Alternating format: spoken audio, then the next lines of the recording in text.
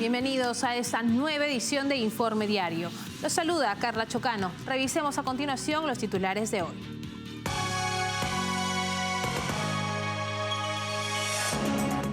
El presidente de Ecuador, Daniel Noboa, ha logrado una victoria significativa en un reciente referéndum centrado en medidas de seguridad, según los resultados iniciales del Consejo Nacional Electoral. En Colombia, decenas de miles de ciudadanos salieron a las calles para rechazar la agenda de reformas del presidente izquierdista Gustavo Petro. En Venezuela, el diplomático Edmundo González Urrutia, designado como candidato presidencial por la oposición, cuenta con un 45.8% de la intención de voto, superando el 21.6% del dictador Nicolás Maduro, según una encuesta reciente de More Consulting. En Estados Unidos, la Casa Blanca ha condenado las declaraciones abiertamente antisemitas durante protestas estudiantiles en la Universidad de Columbia en Nueva York. Empezamos con el desarrollo de la información. El presidente de Ecuador, Daniel Noboa, ha logrado una victoria significativa en un reciente referéndum centrado en medidas de seguridad, según los resultados iniciales del Consejo Nacional Electoral. Celebrado el 21 de abril del 2024, el referéndum obtuvo un amplio respaldo de los votantes para reforzar protocolos de seguridad ante el aumento de la violencia en el país. Las medidas incluyen patrullas conjuntas de policía y militares, penas más estrictas para delitos graves y extradición de criminales buscados. El presidente de Ecuador, Daniel Noboa, ha logrado una victoria significativa en un reciente referéndum, centrado en medidas de seguridad, según los resultados iniciales reportados por el Consejo Electoral Nacional. Celebrado el 21 de abril del 2024, el referéndum buscaba abordar la creciente preocupación por el crimen y la violencia, obteniendo un amplio apoyo de los votantes para reforzar los protocolos de seguridad. El referéndum, que siguió a un aumento de la violencia que captó la atención internacional, propuso varias medidas de mejoras en seguridad. Entre las medidas aprobadas están las patrullas conjuntas de la policía y militares, penas más estrictas para delitos graves como el terrorismo y el asesinato, y la extradición de criminales buscados. Estas medidas responden a desafíos como el contrabando de cocaína por bandas que se han vuelto omnipresentes en toda América Latina. El recuento preliminar de votos mostró un apoyo que oscila entre el 60 y el 73% para las medidas propuestas, que también incluyen un control más estricto de armas cerca de las prisiones y la prohibición de la libertad condicional para delincuentes condenados por secuestro o financiamiento del terrorismo. Además, se permite ahora que el ejército utilice armas confiscadas en sus operaciones. El éxito del referéndum muestra el apoyo hacia el presidente Daniel Noboa y sus políticas de seguridad. Este hecho es aún más significativo en medio de un enfrentamiento directo entre Noboa contra líderes del socialismo del siglo XXI, como Gustavo Petro y Andrés Manuel López Obrador, cuyo gobierno intentó ofrecer asilo al ex vicepresidente correísta Jorge Glass, hoy en prisión. Noboa, desde las elecciones, representa una clara oposición contra el correísmo y la solidez del apoyo a sus propuestas puede marcar la consolidación de la derecha en el país. Y el director de una prisión en Ecuador, identificado como Cosme Damián Parrales Merchán, fue asesinado en un ataque durante el día de votación de un referéndum centrado en la seguridad, según informó la Agencia Nacional de Prisiones de Ecuador, SNAI. El incidente ocurrió mientras los ciudadanos ecuatorianos acudían a las urnas para decidir sobre una serie de medidas propuestas por el presidente Daniel Noboa para combatir el crimen organizado y fortalecer la seguridad nacional. El referéndum incluyó propuestas significativas como permitir patrullas militares conjuntas con la policía en circunstancias normales, la posibilidad de extraditar ecuatorianos implicados en crímenes graves y el aumento de penas para delitos violentos, entre otras medidas. Estas propuestas buscan responder al incremento del crimen organizado que ha transformado a Ecuador, antes conocido como una isla de paz, en un punto neurálgico para el tráfico de drogas entre Perú y Colombia hacia mercados en Estados Unidos y Europa. El asesinato de Parrales subraya la grave situación de violencia que enfrenta el país, donde la tasa de homicidios ha aumentado significativamente en los últimos años. Este crimen ocurrió en un contexto de creciente tensión y violencia, exacerbada por luchas entre organizaciones criminales rivales por controlar las rutas de tráfico de drogas. Las autoridades están investigando el asesinato y no se han realizado arrestos hasta el momento. La muerte de Parrales ha causado un profundo dolor en el Sistema Nacional de Rehabilitación Social, destacando los desafíos que enfrenta el gobierno para detener la violencia y el crimen organizado en el país. Y ahora les contamos que en Venezuela, el diplomático Edmundo González Urrutia, candidato presidencial de la oposición, supera ampliamente al dictador Nicolás Maduro en las preferencias electorales, según una encuesta de More Consulting. Su nominación fue respaldada por figuras opositoras destacadas, evidenciando un fuerte deseo de cambio en la población. El apoyo a González Urrutia refleja el rechazo a la administración actual y el agotamiento ante décadas de gestión represiva. Con una campaña en marcha, la expectativa se centra en cómo responderá el régimen a esta unidad opositora en las elecciones del 28 de julio. En Venezuela, el diplomático Edmundo González Urrutia, designado como candidato presidencial por la oposición, ya eclipsa al dictador Nicolás Maduro en las preferencias electorales. Según una encuesta reciente de More Consulting, González Urrutia cuenta con un 45.8% de la intención de voto, superando el 21.6% de Maduro y evidenciando un claro deseo de cambio entre la población venezolana. La decisión de presentar a González Urrutia se realizó en un contexto de unidad y apoyo político excepcionales, donde destacadas figuras opositoras como María Corina Machado y el gobernador Manuel Rosales, entre otros, se unieron en Caracas para respaldar su candidatura.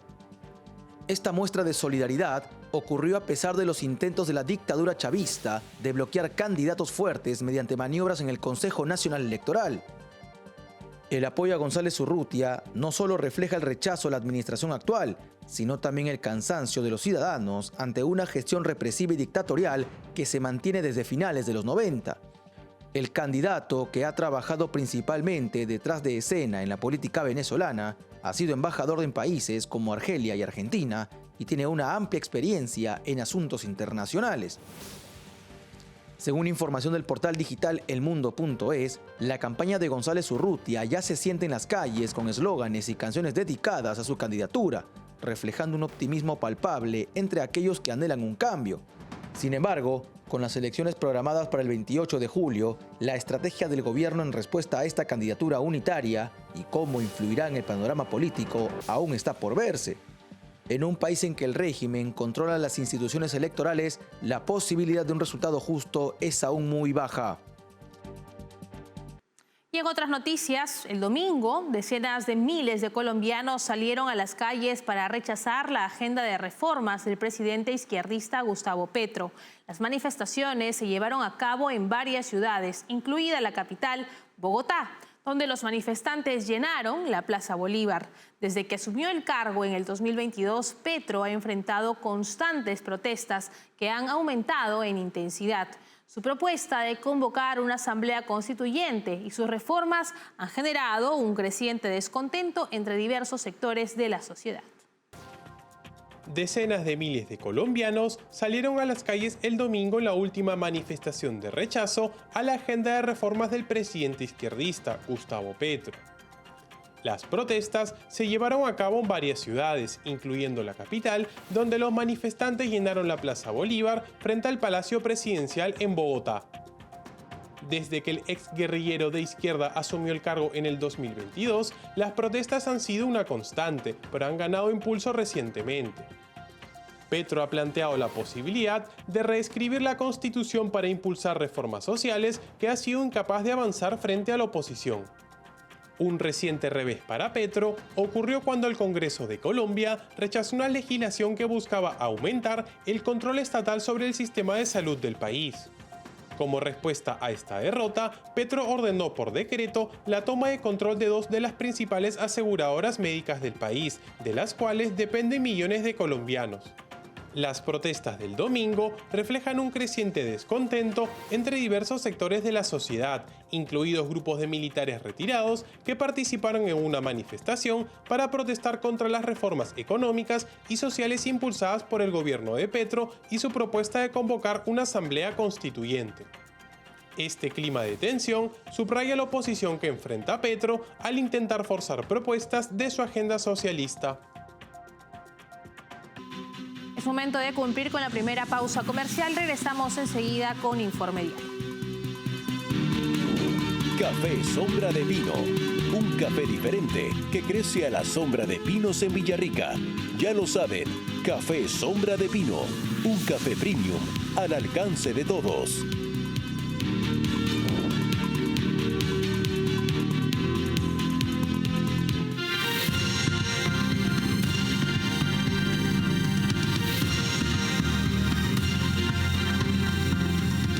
Estamos de regreso en Informe Diario. Les contamos que la Casa Blanca condenó las protestas antisemitas en la Universidad de Columbia llevadas a cabo este domingo. La administración de Joe Biden denunció los llamados a la violencia contra estudiantes judíos, calificándolos de abiertamente antisemitas e inaceptables, además de peligrosos. Este incidente refleja una radicalización preocupante en instituciones de élite y destaca un cambio en la postura gubernamental que ahora condena claramente las manifestaciones contra judíos. La Casa Blanca ha condenado las declaraciones abiertamente antisemitas durante protestas estudiantiles en la Universidad de Columbia en Nueva York. A medida que las protestas en el campus entraron en su quinto día, el subsecretario de Prensa Andrew Bates afirmó que los estudiantes tienen derecho a protestar pacíficamente, pero denunció los llamados a la violencia e intimidación física dirigidos a estudiantes judíos. Durante esta semana, más de 100 estudiantes fueron arrestados en la universidad tras la intervención policial para despejar un campamento de protesta en esta institución de élite. Las manifestaciones en los campus universitarios de Estados Unidos han sido constantes en los últimos meses. El comunicado de la Casa Blanca del domingo llegó después de que videos publicados en línea mostraran a manifestantes expresando apoyo a los ataques del 7 de octubre. Aunque todo estadounidense tiene derecho a protestar pacíficamente, los llamados a la violencia e intimidación física dirigidos a los estudiantes judíos y a la comunidad judía son abiertamente antisemitas, inaceptables y peligrosos, así lo afirmó el comunicado. Por su parte, el presidente Joe Biden también denunció el antisemitismo flagrante en los campus universitarios, aunque sin hacer referencia directa a alguna universidad en particular. Incluso en los últimos días hemos visto acoso y llamados a la violencia contra los judíos. Este antisemitismo flagrante es reprobable y peligroso y no tiene absolutamente lugar en los campus universitarios ni en ningún lugar de nuestro país, dijo en un comunicado durante la celebración de la Pascua judía. Este hecho muestra la radicalización evidente en centros universitarios de alto nivel, pero también muestra un cambio en el discurso del gobierno, que ha condenado esta vez con claridad las manifestaciones contra judíos. Debido a las protestas, el presidente de la Universidad de Columbia ordenó clases virtuales para intentar controlar la situación. Y por su parte, el primer ministro israelí Benjamin Netanyahu expresó su agradecimiento a Estados Unidos por la reciente aprobación de un paquete de ayuda militar de $13.000 millones, destacando que representa un firme apoyo bipartidista a Israel y la defensa de la civilización occidental. La ayuda, aprobada por la Cámara de Representantes de Estados Unidos, subraya la fuerte alianza estratégica entre los dos países y la determinación de Washington de apoyar a Israel en su lucha contra el grupo terrorista Hamás. Netanyahu señaló que este respaldo también fortalece el mensaje de disuasión hacia los enemigos de Israel. El paquete de ayuda militar incluye fondos para reforzar el sistema antimisiles de Israel, la cúpula de hierro y además más de $9.000 millones se destinarán a brindar asistencia humanitaria en la Franja de Gaza. El ministro de Asuntos Exteriores del país hebreo, Israel Katz, también destacó la importancia del apoyo bipartidista y elogió el liderazgo del presidente de la Cámara de Representantes, Mike Johnson, y el líder de la minoría, Hakeem Jeffries, por su papel en la aprobación del paquete. Este respaldo financiero es una muestra más del compromiso de Estados Unidos con la seguridad y la estabilidad de Israel y el Medio Oriente, así como de su interés en mantener la paz en la región en medio de las crecientes tensiones. Y ahora les contamos que un comité de la Cámara de Representantes de Estados Unidos reveló que China está subsidiando la producción de fentanilo fuera de sus fronteras. Esto ha generado la preocupación de varias figuras políticas, en especial del presidente del comité, el republicano Mike Gallagher, quien acusó al Partido Comunista Chino de buscar el caos en Estados Unidos con la fabricación del opiáceo sintético. La subvención de China en la producción de fentanilo ha exacerbado la crisis de sobredosis en Estados Unidos. Un comité especial de la Cámara de Representantes de Estados Unidos reveló en un informe que China ha estado subvencionando la producción de fentanilo fuera de sus fronteras, una acción que alimenta directamente la crisis de sobredosis que enfrenta Estados Unidos. Las conclusiones de esta investigación fueron presentadas durante una audiencia en la que se discutió el papel de China en la epidemia de fentanilo, droga que lidera las estadísticas de muertes por sobredosis en el país. La investigación detalló cómo Beijing proporciona incentivos económicos para la fabricación de los precursores químicos necesarios para la producción de fentanilo y otras sustancias sintéticas, siempre que éstas sean vendidas internacionalmente. Además, se mencionó que el régimen chino facilita la evasión de investigaciones estadounidenses al alertar a los fabricantes sobre las solicitudes formales de información por parte de las autoridades de Estados Unidos. Raya Krishnamurti, principal demócrata en la comisión, exhibió pruebas de cómo empresas chinas comercializan estos opiáceos sintéticos a través de Internet. El presidente de la comisión, el republicano Mike Gallagher, acusó al Partido Comunista Chino de buscar intencionalmente el caos y la devastación en Estados Unidos a través del fentanilo. William Barr, ex fiscal general, también participó en la audiencia, donde sostuvo que se descubrieron pruebas convincentes de que China está profundamente involucrada en la exportación de precursores de fentanilo, lo cual contradice la narrativa de cooperación que el país asiático ha tratado de mantener. Este informe se conoce meses después de que Estados Unidos y China renovaran su compromiso para luchar contra la epidemia de fentanilo, cuando en noviembre los presidentes Xi Jinping y Joe Biden anunciaron la reanudación de la cooperación bilateral para reducir el flujo de precursores químicos y el tráfico de drogas sintéticas. Es momento de separarnos por unos instantes. Volvemos enseguida con más en Informe Diario. Café Sombra de Pino. Un café diferente que crece a la sombra de pinos en Villarrica. Ya lo saben, Café Sombra de Pino. Un café premium al alcance de todos.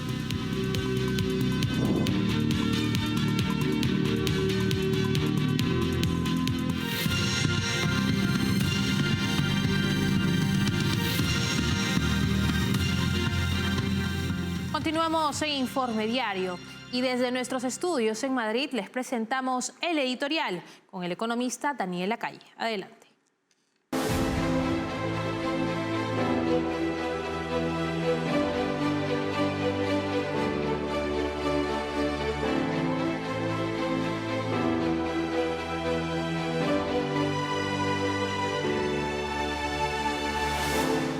En un reciente artículo de The Economist se publicaba la noticia de que la economía rusa estaba mostrando un desempeño muy superior y desde luego sorprendentemente positivo comparado con las estimaciones previas.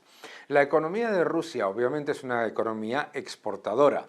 La economía de Rusia es una economía en la que en muchos aspectos hay un enorme crecimiento y un enorme potencial gracias a la producción de materias primas y el comercio con Asia.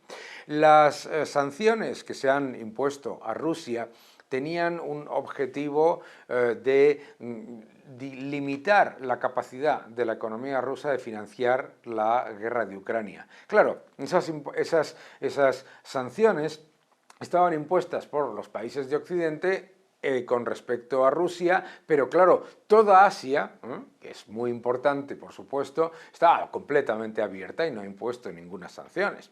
Entonces, ¿qué es lo que pasa en un entorno de sanciones impuestas por los países de la Unión Europea y por Estados Unidos hacia Rusia, mientras Asia sigue beneficiándose del comercio con Rusia? Pues lo normal, que no se le pueden poner puertas al campo y por lo tanto las exportaciones, la economía en general, se comporta de una manera mucho más sólida y desde luego más sostenible de lo que inicialmente se estimaba por aquellos países que lo que buscaban era doblegar la economía rusa en un periodo de guerra. Al final lo que tenemos que entender es que en muchas ocasiones las sanciones lo que suelen tener es un efecto boomerang. Se imponen sanciones a un país y los que lo sufren son los consumidores del país que impone las sanciones. ¿Por qué? Porque los productos energéticos, por ejemplo, en este caso, son más caros, porque la capacidad de generar energía barata y tener un crecimiento industrial obviamente es mucho menor, etcétera, etcétera. Bien, las sanciones tienden a ser negativas para las dos economías. No se puede decir que la economía de Rusia sea un éxito absoluto. ¿Por dónde está saltando los desequilibrios de la economía rusa? Por el lado de la moneda. La reducción del valor de la moneda rusa con respecto al dólar es muy significativa y además persistente en una moneda que además el Banco Central atesora una cantidad de oro significativa. Por lo tanto, la debilidad de la moneda nos dice algo importante sobre esa debilidad de la economía rusa, también la inflación, que es obviamente la cara opuesta de esa debilidad de la moneda.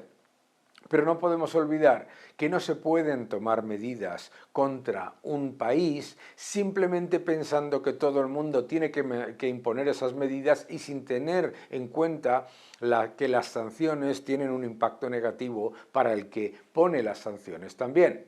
Hay muchas maneras de llevar a cabo acciones para que se acabe la guerra de Ucrania, diplomáticas, legales, de todo tipo, efectivamente.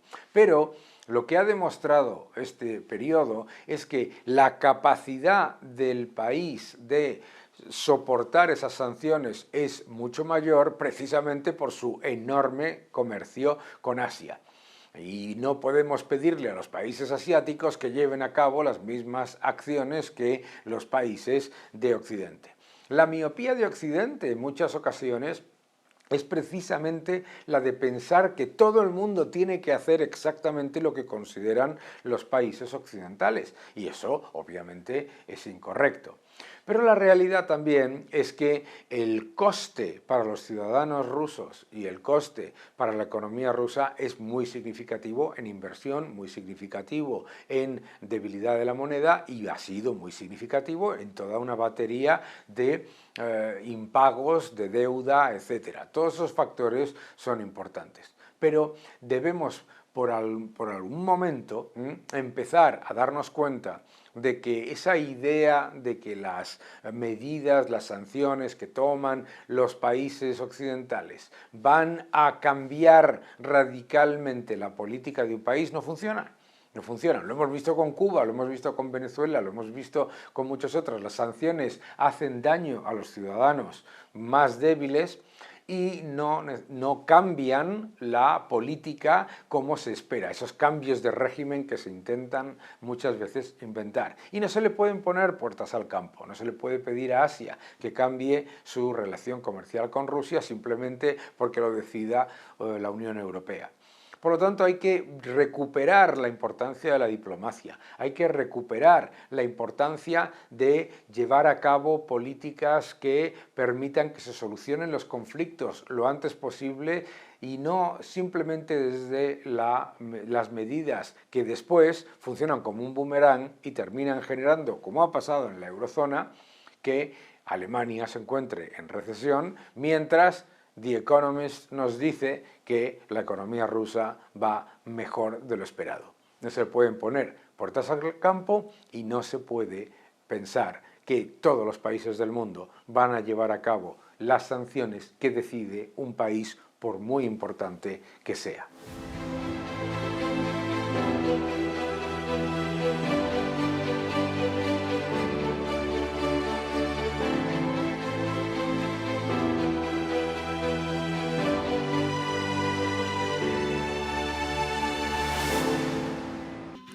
Así llegamos al final en esta edición de Informe Diario. Para obtener más novedades, escaneen el código QR que aparece en este momento en sus pantallas. No se olviden que estamos en www.grupotvl.com. Síguenos también en Twitch como TVL-ESP.